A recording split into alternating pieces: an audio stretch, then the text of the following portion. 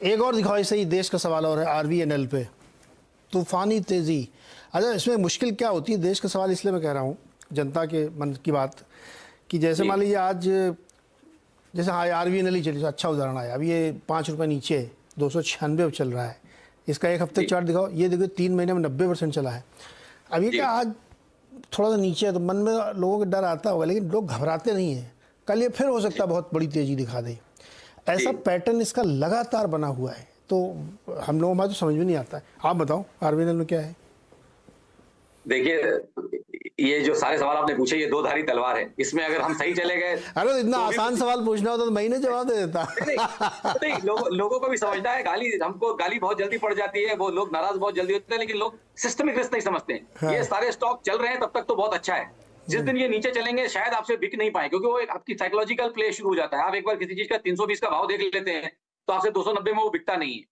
तो और हम ये साइकिल रिपीटेड क्लाइंट्स के साथ बार बार देख चुके हैं, इसलिए हम इतना पक्के हो चुके हैं इसको देख देख के कि हमें मालूम है कि तकलीफ ऐसे ही आती है। लेकिन वो अभी लोगों को नहीं दिखेगा, क्योंकि सब देखिए, सावन के अंधे को सब कुछ हरा दिखता है।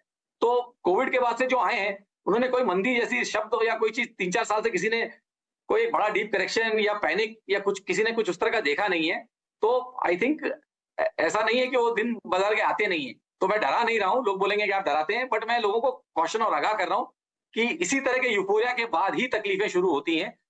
स्पेसिफिक स्टॉक्स की जो मैं बात कर रहा हूँ, जिस तरह के अब स्टॉक्स चल रहे हैं और जिस स्पीड से चल रहे हैं, ये इस तरह की स्पेस को रखना, मतलब अगर आप माइकल जॉर्डन को बोलेंगे भागो, तो 100 मीटर की रेस भागो, तो वो 10 सेकंड में 1 ही 2 बार भाग पाएगा। थर्ड टाइम उसको आप दौड़ाएंगे तो उसका टाइमिंग भी 13-14 सेकंड हो जाएगा। जी। तो आदमी थकता है, बाजार भी थकता है। ये स्पीड जो है सस्टेनेबल नहीं है। कहने का मतलब ये है, इसमें थकान आएगी, साइडवेज करेक्शन आएगा या एक डिप आएगा, वो बिल्कुल दिख रहा है, बट उसके बीच में 10-20% ऊपर नीचे की वॉलेटिलिटी रह सकती है।